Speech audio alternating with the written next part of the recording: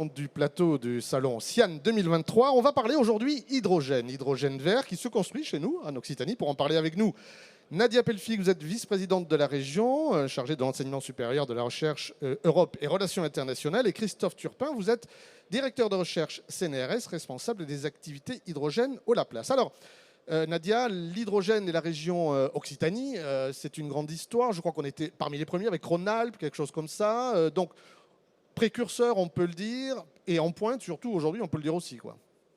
On peut le dire et surtout on doit le faire savoir. Ouais. Effectivement, ça fait bien plus de 10 ans qu'on travaille sur la question de l'hydrogène vert. On y Oui. reviendra, mais Ouais. ça fait une différence parce que la majorité de l'hydrogène dont on parle aujourd'hui, il est gris et il est produit sur la base des énergies fossiles, ce qui ne répond pas vraiment au saut environnemental qu'on veut faire.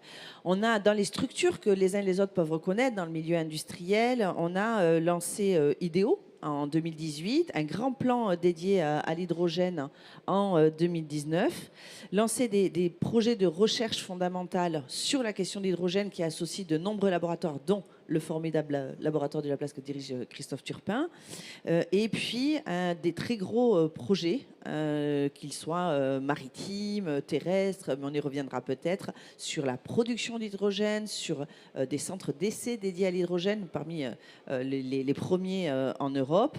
Et puis, c'est un objectif concret de passage de production de l'éolien terrestre valorisé sous forme d'hydrogène à hauteur de 30% pour la région Occitanie. Donc oui, c'est important. Alors c'est important aussi, puis il y a toujours pour la région cette importance de maillage territorial, et c'est un peu partout, hein, Toulouse bien sûr, Tarbes, Sète, Port-la-Nouvelle, il y a beaucoup de zones où l'hydrogène vert est déployé. Oui, c'est important parce qu'il y a différents usages à prévoir sur l'hydrogène.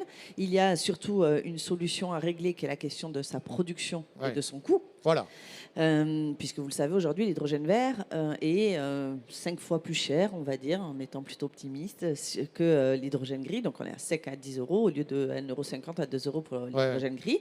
Donc, c'est l'objet, ça, de Genvia à Béziers, avec lequel dans lequel on est actionnaire, à côté de Schlumberger. Il y a les projets également soutenus par notre agence régionale de l'aménagement et de la construction. Et c'est le sujet du Technocampus hydrogène à Francazal, un très beau projet qui conjugue industriels et chercheurs pour devenir le premier centre européen de l'hydrogène. Et puis les corridors hydrogène, c'est-à-dire là où on peut utiliser l'hydrogène en motorisation terrestre sur le littoral et sur une partie de la chaîne Pyrénées. Donc l'objectif, c'est d'avoir des objets en différents endroits, sans oublier les applications industrielles. Il y a Safra et ses bus dans Tarn. Il y a également Alstom à Tarbes dans les Hautes-Pyrénées qui est chargé de la première traction pour les trains à base de motorisation hydrogène. Donc le but, c'est de faire feu de tout bois, d'être repéré sur le sujet, de contribuer à ce saut technologique qui doit nous permettre d'adresser des changements climatiques et ces transitions absolument nécessaires. Et puis c'est aussi de capter des financements européens qui sont dédiés au sujet. Effectivement, on n'est pas tout seul. Il y a l'enjeu européen qui est très important. Il y a une banque européenne de l'hydrogène dans laquelle vous allez vous rendre. Alors, ces enjeux européens, justement, quels sont-ils ?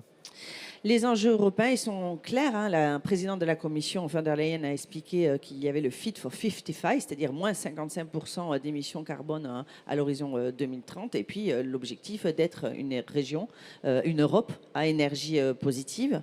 Au sujet d'hydrogène, tout le monde est conscient qu'il y a des investissements extrêmement importants à faire pour obtenir la neutralité carbone. L'hydrogène est un élément qui est majeur. Et donc, il y a plusieurs programmes de financement qui ont été lancés. Et le dernier, c'est la Banque européenne de l'hydrogène. Et vous avez raison, et vous êtes bien renseigné. On a la Semaine européenne de l'hydrogène qui se tient le 21 novembre. Et avec France Hydrogène, la région Occitanie sera présente. J'y défendrai les projets auprès de la Banque européenne de l'hydrogène pour qu'on puisse être éligible à un certain nombre de financements. L'objectif de cette banque européenne, quel est-il ? C'est d'accompagner le financement des projets de production hydrogène. On a besoin d'une production, d'avoir des électrolyseurs en grand nombre. L'État met de l'argent, alors avec un peu de retard par rapport à l'Allemagne, mais néanmoins on démarre et on met des budgets pour accompagner la mise en œuvre de production massive hydrogène. Et l'Union européenne accompagne la mise en place de ces électrolyseurs. Nous, on a un point de vigilance que moi je défends, y compris comme élu du Comité européen des régions, c'est mettre des électrolyseurs en place, oui, mais si ces mêmes électrolyseurs sont produits aussi par l'industrie française Oui. ou à tout le moins européenne. Ouais. Si on achète des électrolyseurs en Chine pour les installer en Europe, on n'a pas une valorisation industrielle qui est suffisamment importante et on a moins de maîtrise technologique et donc des intérêts, y compris économiques, sur notre territoire. Donc il nous faut tout à la fois défendre le fait d'accéder au crédit de la Banque européenne de l'hydrogène, Oui. orienter ces crédits vers des électrolyseurs qui sont aussi produits par l'industrie européenne ou l'industrie nationale. On a un certain nombre d'énergéticiens qui travaillent sur le sujet. C'est un enjeu et une course avec le temps. On a de la concurrence et on a l'absolue nécessité de répondre aux besoins de transition climatique. Ouais. Alors, autre gros enjeu, et on revient chez nous, on revient en Occitanie et même à Toulouse, à Francazal, avec le Technocampus. Alors, Christophe Turpin, je rappelle, vous êtes directeur de recherche au CNRS et responsable des activités hydrogènes au laboratoire La Place. Le Technocampus, la première pierre, c'est l'an prochain. Qu'est-ce que ça sera et à quoi ça servira ? Alors, le Technocampus, c'est un centre d'essai dédié aux technologies d'hydrogène. Donc, Nadia a parlé d'électrolyseurs. Donc, il y a encore, même s'il y a une certaine maturité, il y a encore à optimiser ces technologies. Et donc, l'idée de ce centre d'essai, c'est d'offrir... Approchez le micro. L'idée, c'est d'offrir donc à la fois à la communauté universitaire, mais aussi industrielle, des moyens d'essai d'envergure. Par exemple, atteindre des puissances de test jusqu'à 1 MW pour pouvoir continuer à optimiser les technologies qui sont en cours de développement, qui ont atteint une certaine maturité pour être déjà pour subir un premier déploiement. Donc c'est un centre d'essai, et ce qu'on peut dire, c'est que quelques ordres de grandeur, ça va être à peu près 10 000 mètres carrés, avec 3 grandes parties. Une partie qui va être dédiée donc, à la formation pratique. Donc ça veut dire qu'il y aura quoi ? On pourra avoir des étudiants, parce que finalement c'est la force vive de demain aussi. On aura des étudiants, on aura des chercheurs, des entreprises peut-être aussi ? C'est exactement ça. On a ce triptyque-là. Donc la plateforme pédagogique qui va être destinée à la formation initiale des étudiants, mais aussi à la formation continue des techniciens, des ingénieurs qui doivent se mettre aussi aux technologies de l'hydrogène, et ce n'est pas si facile que ça.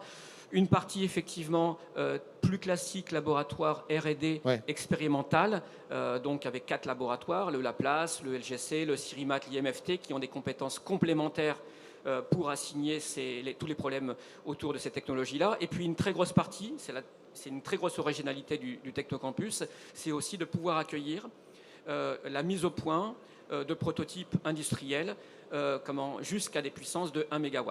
Et donc l'idée, c'est vraiment de travailler main dans la main en réalisant un transfert sur le terrain, en accueillant ces prototypes et en aidant les industriels à aller plus vite et en profitant de toute l'expérience que nous avons acquis depuis plus de 20 ans. Bien sûr. Alors, le calendrier, c'est pose de la première pierre juillet 2024, donc il sera effectif quand ? Livraison fin 2025. 2025. Et donc, la région est plus que partie prenante, puisque vous financez quasi la totalité de ce Technocampus, donc c'est qu'on y croit vraiment et que c'est nécessaire. On y croit vraiment et c'est nécessaire. Si vous me permettez, on parlait de la formation. On estime avec IDEO à 100 000 emplois le besoin créé sur les métiers de l'hydrogène. 54% d'opérateurs, 28% de techniciens, 18% d'ingénieurs. Ça veut dire qu'il faut former en continu, comme l'a signalé Christophe Turpin, et ça sera possible au Technocampus. Mais c'est aussi la raison de notre soutien à Génio pour Génération Hydrogène, qu'on mène avec le rectorat, avec l'Université de Toulouse, avec la région. Il s'agit de former 1500 formateurs au métier de domaine de l'hydrogène, parce qu'il ne s'agit pas pour nous d'avoir une industrie qui répond, qui est dans les starting blocks, des chercheurs qui trouvent, et personne qui puisse répondre aux besoins en main-d'œuvre. Et donc, il nous faut tout articuler en même temps. Et l'originalité du Technocampus, c'est de pouvoir conjuguer industrie, chercheurs et mesurer en temps réel et précisément les besoins, que ce soit les besoins en recherche et en solutions pour la sécurité notamment, et avoir des stacks de haute puissance qui répondent aux besoins, mais également d'avoir du personnel qui sera valorisé, des emplois dans la région et au service de notre industrie. Alors Christophe, on revient chez vous au CNRS, au laboratoire La Place. La plateforme hydrogène de Toulouse a été mise en place par 4 entreprises toulousaines. Ça a donné H2Pulse. Vous êtes l'un des cofondateurs. Qu'est-ce que c'est ? À quoi ça sert ? Alors effectivement, quand on fait de la recherche dans l'hydrogène, on espère faire des grandes découvertes scientifiques, Oui. mais on espère aussi que ça serve concrètement. Ça a toujours été mon leitmotiv depuis le début de ma carrière, puisque je fête mes 25 ans de recherche en hydrogène. Et effectivement, on a eu une première opportunité de valoriser plus de 20 ans de recherche en création de moyens d'essai, en savoir-faire autour de l'ingénierie des systèmes hydrogènes. Et nous avons effectivement créé donc le Laplace et TTT, Toulouse Tech Transfer Technology, H2 Pulse en 2020. Et donc à ce jour, H2 Pulse compte plus d'une vingtaine de collaborateurs et se porte très bien et joue son rôle. Donc H2 Pulse, c'est donner l'impulsion à l'hydrogène et c'est vraiment le chaînon qui manquait en tout cas entre le Laplace et plusieurs industriels, parce que effectivement chacun son métier et à un moment donné, donc il faut, quand il s'agit d'industrialiser des idées qu'on avait portées au niveau de la recherche, il manquait ce chaînon et je suis très content en tant que cofondateur de constater qu'on ne s'est pas trompé sur l'idée même d'H2 Pulse et de son esprit. Alors Nadia, Christophe, on est Océane ici. Est-ce que dans 10, 15, 20 ans, l'énergie de toutes nos entreprises présentes ici, ça sera sans doute un mix énergétique, mais avec de l'hydrogène, beaucoup d'hydrogène, ça sera quoi? On ne sait pas. Alors, je peux me prononcer à titre personnel, mais déjà si on regarde ce que dit l'Agence internationale de l'énergie, elle dit en 2050, l'hydrogène devrait occuper à peu près 25% de la consommation finale d'énergie. Ah oui. Alors, 25% à comparer à maintenant, c'est 1%. D'accord. Aujourd'hui, c'est 1%. C'est 1% à l'échelle mondiale. Donc 25%, c'est énorme. Multiplier, là, l'horloge est lancée. C'est un grand défi. Mais comme vous l'avez dit, ce n'est que 25%. C'est déjà énorme. Donc, ça veut dire que forcément, l'hydrogène, c'est une solution parmi un panel de solutions. Et à chaque fois, si on peut utiliser directement les énergies renouvelables, il faut les utiliser. Donc, à chaque fois, c'est un panel adapté, il faut penser beaucoup local, adapté aux ressources locales et imaginer à chaque fois la meilleure solution, pas être dogmatique en disant si à un moment donné ce sont les batteries qui sont le plus adaptées pour une application, ça ne sert à rien de forcer la chaîne hydrogène. Si par contre la chaîne hydrogène s'impose, même s'il est un peu plus cher, mais que c'est la meilleure solution technologique, il ne faut pas hésiter. Donc moi, c'est comme ça que je présente l'hydrogène. C'est une solution qui va beaucoup compter. Il faut surtout pas que la France et puis qui plus l'Occitanie passe à côté et on est vraiment pas en train de passer à côté. Voilà. Et c'est surtout l'Occitanie, mais ce que je veux dire aux entreprises qui sont présentes ici, aux industries, c'est que sur le Technocampus hydrogène, alors on a déjà effectivement des grands donneurs d'ordre qui ont signé, Carole Delga a signé avec Airbus, le CNRS, l'Université de Toulouse, un accord parce que ça sera un de nos habitants sur les box industriels. On est en discussion avec de nombreux industriels, mais toutes celles et tous ceux qui aujourd'hui sont en pointe et apportent une brique de solutions technologiques dans l'hydrogène ont vocation à rejoindre le Technocampus. Donc n'hésitez pas à le faire savoir, mobiliser aussi sur ce sujet. Notre région a des atouts, sérieusement. On est souvent un peu trop humble ou trop orgueilleux parce qu'on pense que ça sera tout seul. Donc merci à tous les merci Océane de nous aider à faire passer les messages. On est bon sur le sujet, on fait en sorte de se faire connaître au niveau européen. Maintenant, je veux que ça bénéficie au territoire, à ses emplois et à ses industries. Ce qui est important, effectivement, c'est que, comme ça a été dit, le Technocampus, les activités hydrogène, toutes les grosses entreprises du territoire sont bien au fait de ça. Et je pense que si on est ici présent aussi, c'est pour essayer de promouvoir aussi ces moyens publics qui sont quand même très forts en termes d'investissement, 45 millions d'euros plus 20 millions d'euros d'équipements scientifiques, ce n'est pas rien.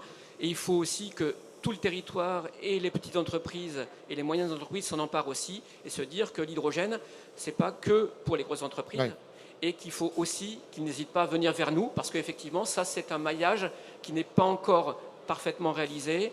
On est au balbutiement et notre présence, elle est là. Elle est ici motivée par ça, nous faire connaître au plus grand nombre et pour que tout le monde et qu'un maximum en profite. Eh bien, c'est parfait. Nadia Pelfig, Christophe Turpin, merci beaucoup. Merci à vous.